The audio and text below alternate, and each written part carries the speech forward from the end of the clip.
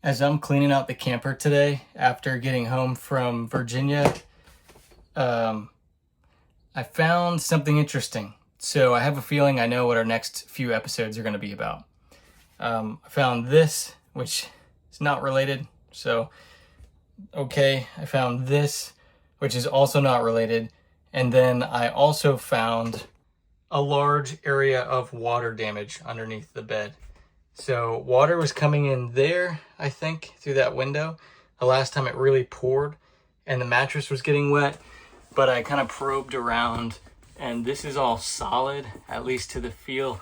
I think it was just coming in through the gaps in the window, like blowing in. And that actually looks fine there. However, upstream of it, there's this soft looking spot. So I pressed on it and was able to just push my hand right through the corner of it. And so the wood under there is rotten and there's black mold. You can see the ripples right here. And you can see how soft it is. So I've cut a few test areas. You can see this all got water. There is no doubt about that. It even feels soft to the touch. However, that was from my screwdriver. This looks pretty dry. It's not bad. Really thin wood to begin with, and it's 27 years old. It's to be expected. Now in the far corner, that certainly looks rotten. I can see the mold, I can smell it. And that's not good. You can see the beam down there also looks like it's been water damaged.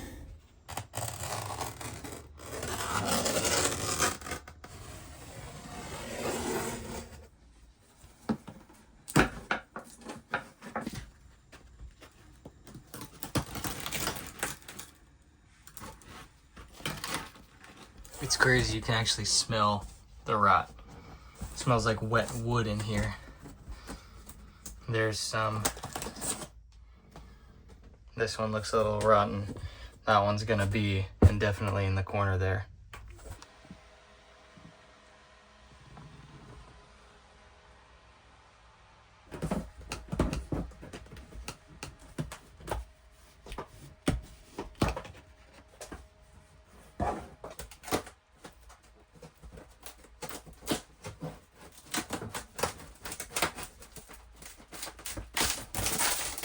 And this is the side I thought was okay.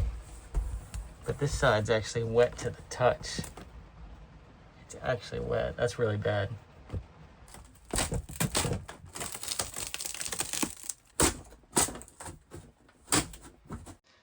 So here's what we've got going on so far.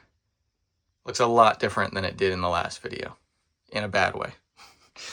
So you can kind of see up there along the front, the middle's okay, but then back on this side as well, there's rot, a lot of rot. So we're gonna tear pretty much all of this up, get a better look at what we've got, and identify exactly where the leaks are coming in. I think it's down low here, down low there. That was really wet. This was moderately wet. Up here seems to be dry, up there is dry, and across the front is super dry.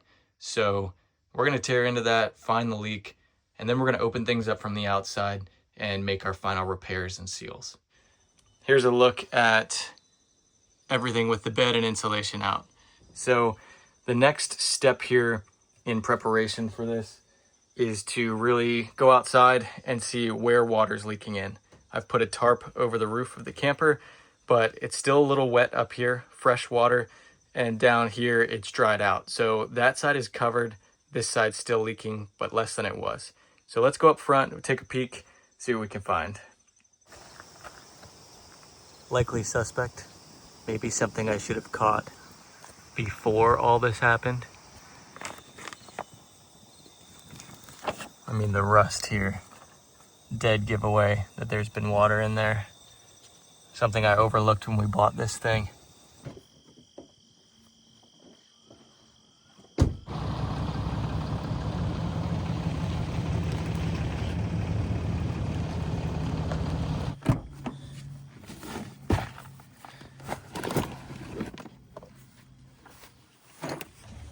Okay, so I've got the battery out and disconnected, got the battery box. That's how I put the battery in and out. This cavity here is clear, and then up front the shunt is disconnected. So this side looks clear. We'll look at the other side, then we'll disconnect the tie downs and drop the jacks.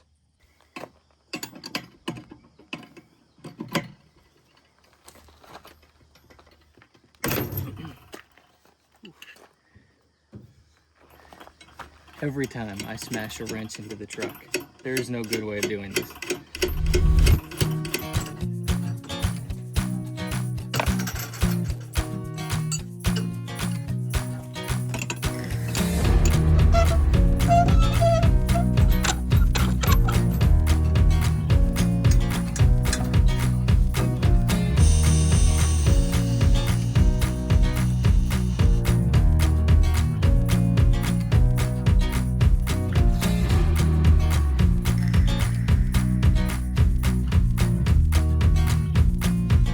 Now we've got the truck camper slid back so I can get to everything I need to get to, and because that's a little sketchy, it's actually sitting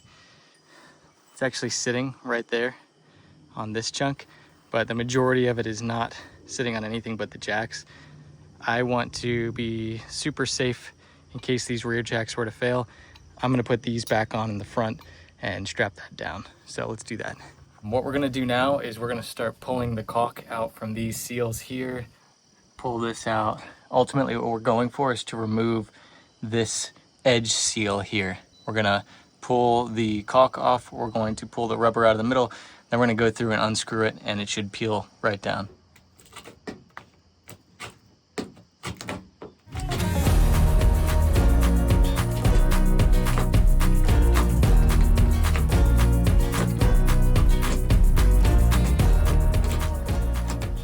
Start pulling this out here, the seal.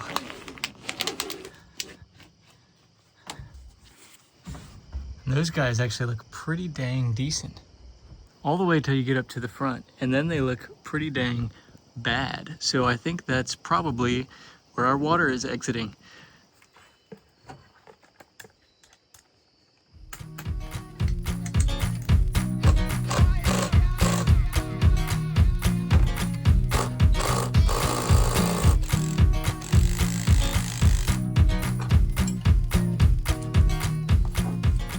All right, we've gotten the jack off of this side. Now we're gonna start on these guys.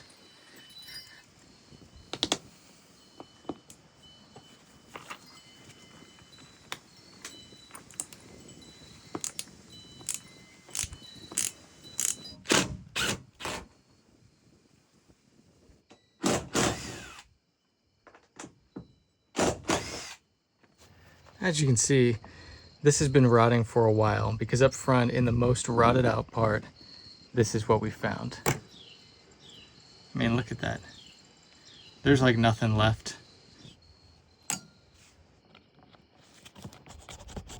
Look at this one.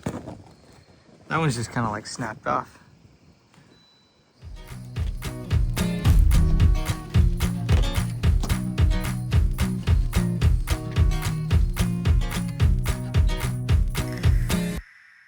We'll resume first thing in the morning, bright and dark, early and dark.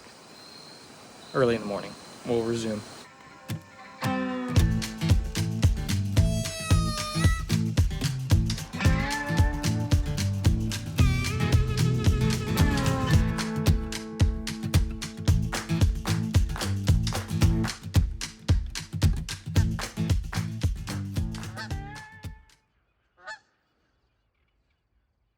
We're back at it, and we're going to get up and start pulling these seams down.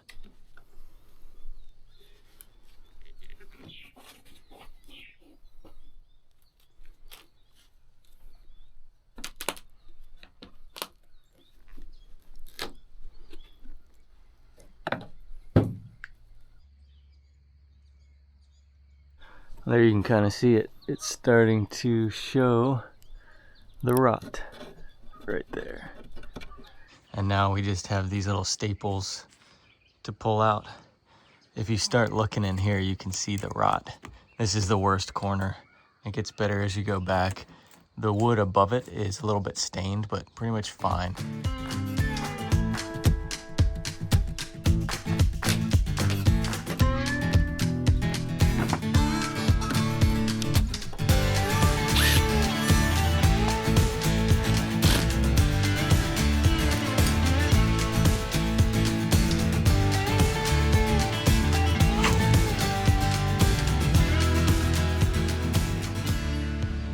Well, taking a bit of a pause to show you where we're at so far. As you can see, things are starting to look a little different. So I've loosened the aluminum here and up here, and I dropped this part. I think I'm gonna leave that almost as it is, maybe free up the back of these beams and lay it down more here. And then we're going to take a look up here at this rotten beam, probably pull that down. We'll probably end up replacing this one and anything else we find that's rotten. So it's crazy how this is all held together. Look at the flex in that. It's sketchy. But popping up inside here gives you a little bit of a better look than we had before at some of the rot. That side is really bad. It's hard to see, but there you go. There you have it. These are not structurally sound. I mean, I could yank that free. That's not good.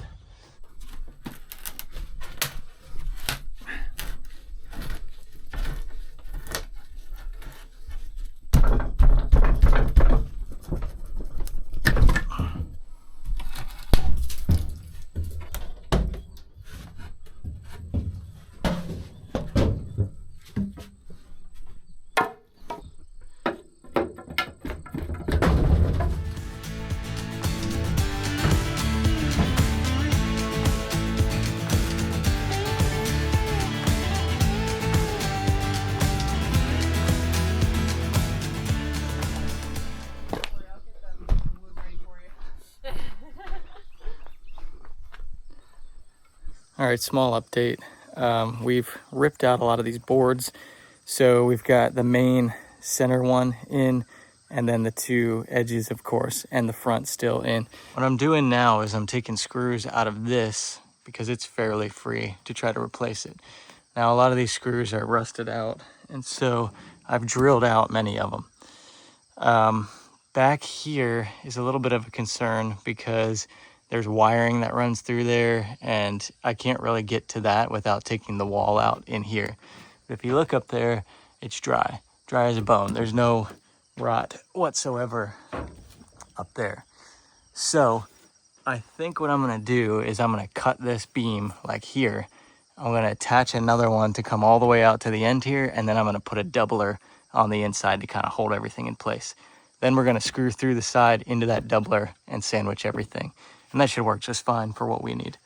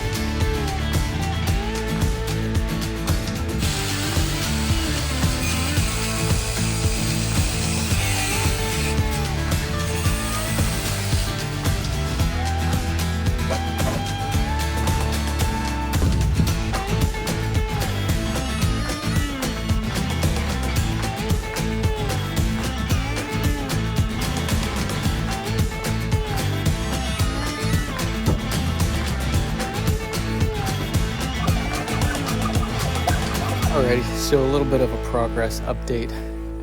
We've got a lot done. So kind of see behind me, no more rot, like at all really. I've torn out this big rotten beam here and we're looking at ways to replace that. I've replaced this with fresh wood and this side with fresh wood. I've even put a doubler up here to kind of keep things sturdy, and it's very sturdy because back there I had to make a cut in this beam. Next, we're looking to put one more piece of wood here. The trick is that this was a 2x2 like I got from the store, but this one was cut right in half. I don't have one of those, and I don't have a saw that can do that. I just went to the local hardware store and they don't have a 1x1, which I was going to use to substitute out. So kind of at an impasse here. And I think what I'm going to do is try to use a circular saw to cut my own 2x2 at what I hope to be close to a 90-degree angle.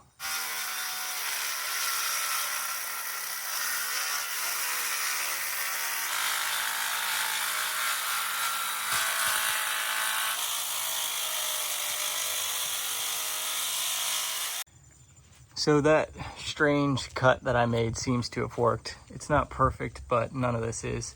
So yeah, it's gonna be flat here, more or less, mostly less, but this is gonna be flat. Here there's like a 90-degree, and that's what these boards are going to attach to.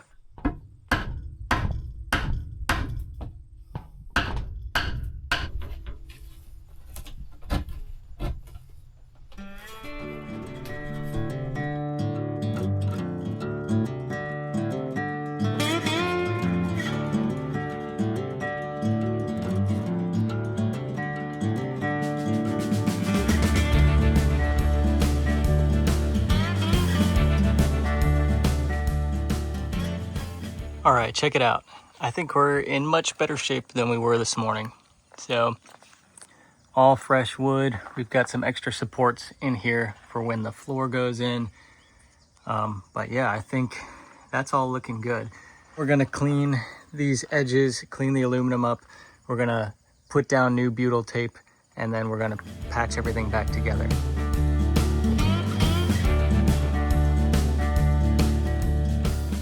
All right, so what we're doing is just going around and cleaning this old butyl tape off. Coming up here, same thing, and using a putty knife to get off this silicone here. So we're gonna clean all that off, and really today what I'm gonna do is try to button everything back up.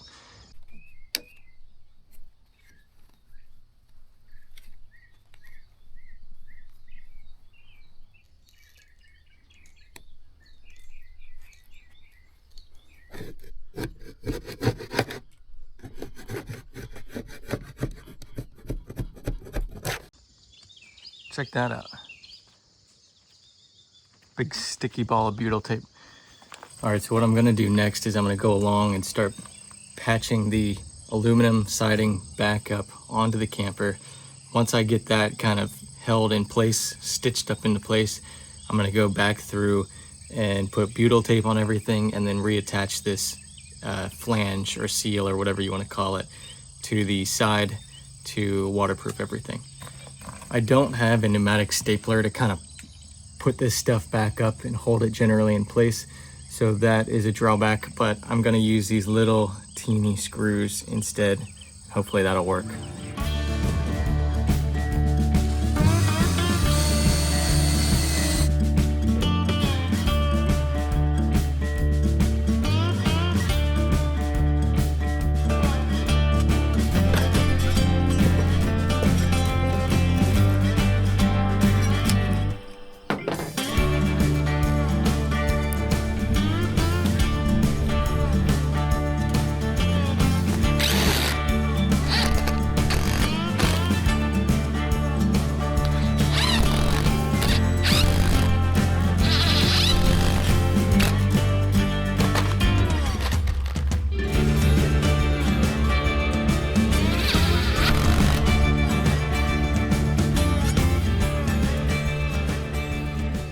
All right, we've got one side sealed up, and It's not pretty, but I think it'll work.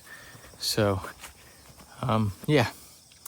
I didn't really try to make the caulk look good, but I think it looks about the same as it would if I had been trying. Ain't she a beauty, Clark? It's actually really ugly looking, but I think it'll hold.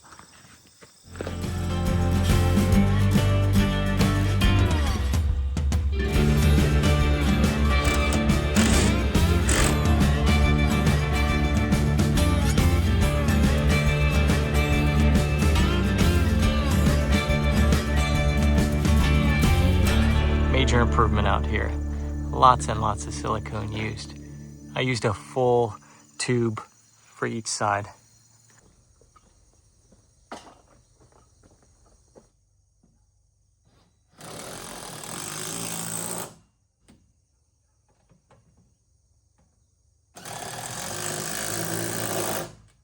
Well, she's uglier than sin, but she might be waterproof.